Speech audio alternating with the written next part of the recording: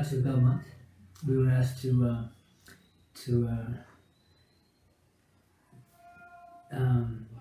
pose for some pamphlets for the church, because we were new in the area and the bishop had suggested our names and things like that.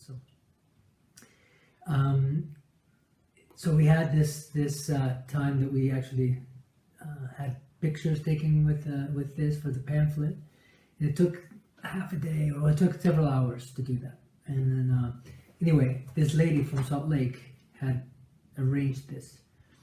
So when we were done with this photo session, Mom said, let's not do that again. It just takes too long. So we decided to if they ever called again, that we're not going to do that. Anyway, the following week, we're driving the car. In the car, the phone number came up and it said 801, a Utah phone number. And so we both thought, oh no, it's the lady from Salt Lake to take more pictures.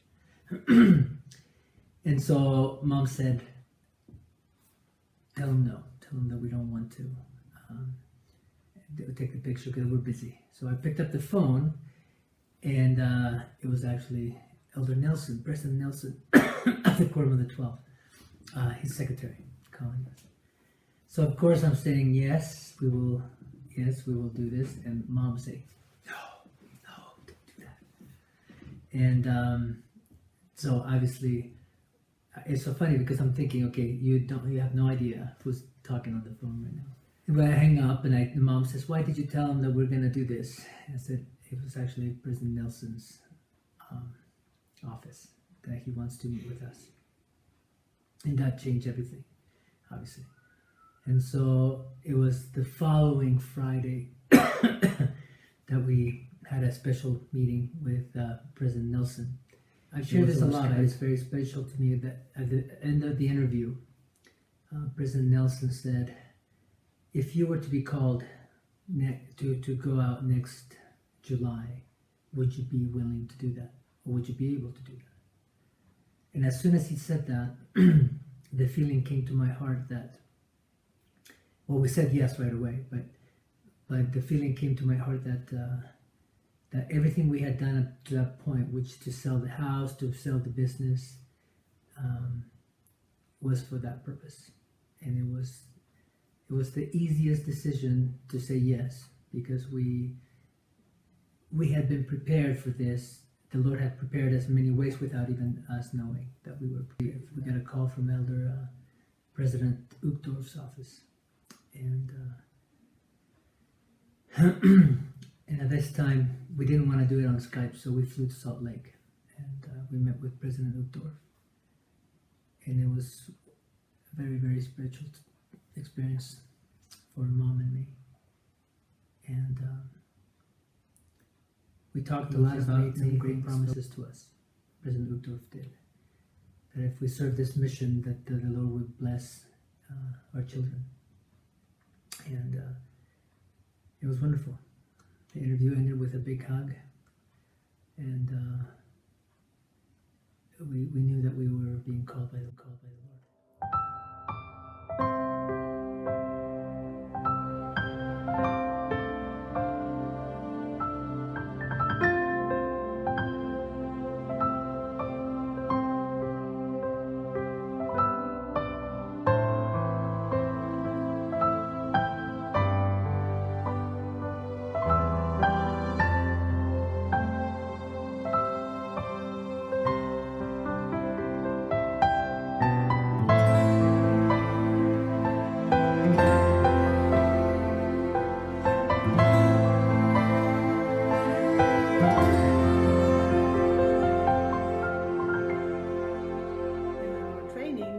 They told me I have three main responsibilities. The first one is to be a mother to my children. The brethren, leaders don't want our children to feel that they don't have any parents for 3 years. So I still need to take care of them, make sure that they get to where they need to go and they have their activities and school and all that. So I need to be a mom. The second responsibility is to be a support to my husband. the mission president. His load is heavy, and I know my husband gets excited many times. The gospel is the most exciting thing for him. So he gets excited about that, and then he forgets to take care of himself and forgets to include other important things in there, like his family, or time to take off, or do his P-Day or something. And then the third responsibility is to be a teacher and leader of missionaries. What has been hard? I think there's been many little things. I think one of the hardest things was, and still is, trying to help my children to be adjusted and to find this new situation. We are in a foreign country. We are in a new school, new surroundings, new everything, new customs. At home we get to eat pretty much the way we always ate before, but there's new foods also, and just a lot of new things. I don't think that I was ever really homesick because I was excited to be on a mission, but the hardest part was to help my kids feel that this is okay, this is good.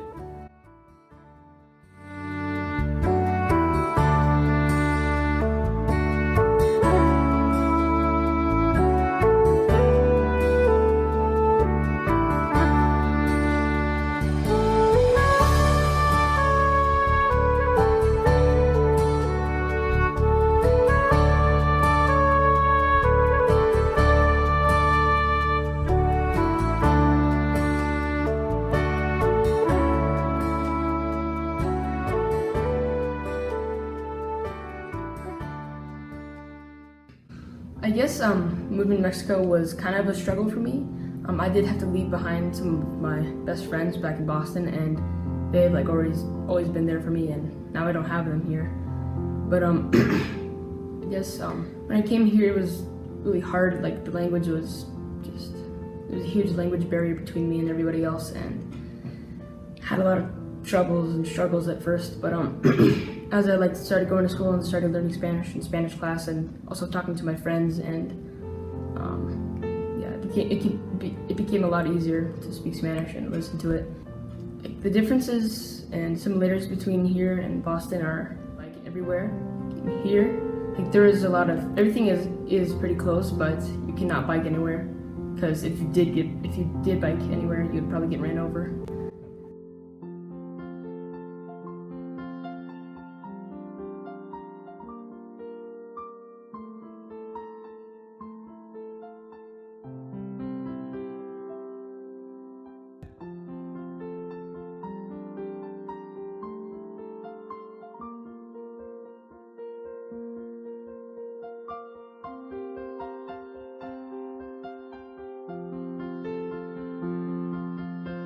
I just took on a mission because I wanted to help other people, and above all, I was called a prophet to go.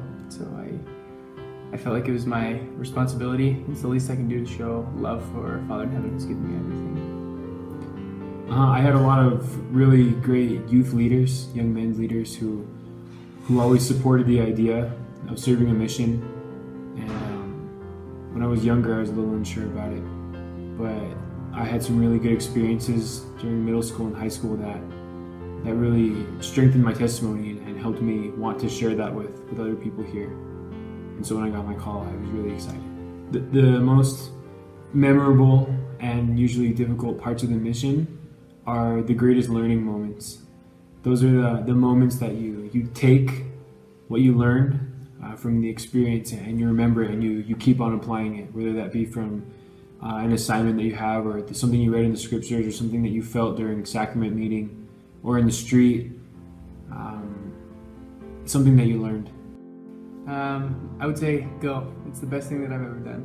It's the best decision that I've ever made. And everyone who goes on a mission has doubts, and there's a lot of great things that you can do at home, work, school, girlfriend, boyfriend, but there is nothing better that you can do than serve the Lord. And there's nothing good that will not happen because you go on a mission. all the best things will happen and even be better after. For me, it's been something that's helped me prepare for everything that I have to do after. I feel more prepared to study. I feel more prepared to get married someday. And I just feel like there is absolutely nothing better that someone our age could do than go on a mission.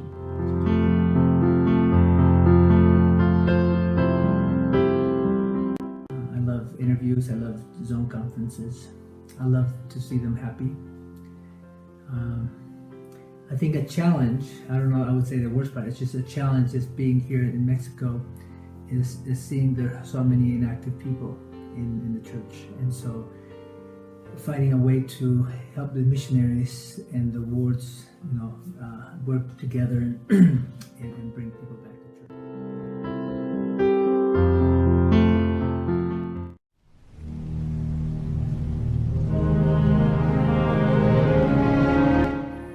No hay ninguna duda que esta iglesia es verdadera, que Dios vive y su Hijo Jesucristo viven y son reales y han restaurado la iglesia aquí en la tierra en estos últimos días. No hay ninguna duda en mi corazón. Lo digo en el nombre de Jesucristo. Lo digo en el nombre de Jesucristo. Amén. Quiero compartir mi testimonio. Yo sé que Dios vive y es nuestro Padre Celestial que nos ama mucho. En el nombre de Jesucristo, amén. Quiero compartir mi testimonio y yo sé que Jesucristo es nuestro Salvador y yo sé que las escrituras son verdaderas y yo sé que este evangelio es verdad y en el nombre de Jesucristo, amén. Yo sé que esta es la iglesia verdadera. Yo sé que José Smith fue un profeta que fue llamado por Dios. Yo sé que se le aparecieron Dios el Padre y Jesucristo su Hijo en la arboleda sagrada como respuesta a su oración sincera. Y yo sé que por medio de la restauración del Evangelio de Jesucristo se sacaron a luz muchas cosas, como el sacerdocio, como el libro de Mormón, etc. Muchas herramientas y bendiciones que nosotros tenemos, bendiciones que Dios tenía preparadas y guardadas por mucho tiempo, pero estaba esperando a que pues alguien tuviera la fe necesaria y pues realmente estaba esperando a José Smith. Pero confío tanto en el sacerdocio, tengo mucha fe en el sacerdocio y sé que por medio de él nosotros podemos recibir las ordenanzas salvadoras tanto afuera como adentro del templo para poder regresar a vivir con Dios algún día en el reino celestial como seres exaltados. Sé que Dios vive, sé que Jesucristo vive, que es su Hijo, que nos ama a ellos y que tiene un plan perfecto para nosotros. Sé que esta iglesia es verdadera, es la iglesia de Jesucristo. Fue restaurado por un profeta, que era José Smith. Y sé que al vivir los preceptos de este evangelio y intentar hacerlo lo más perfectamente que podemos recibir muchas bendiciones. Y no se requiere que seamos perfectos, es imposible, pero se requiere que pongamos nuestro mejor esfuerzo.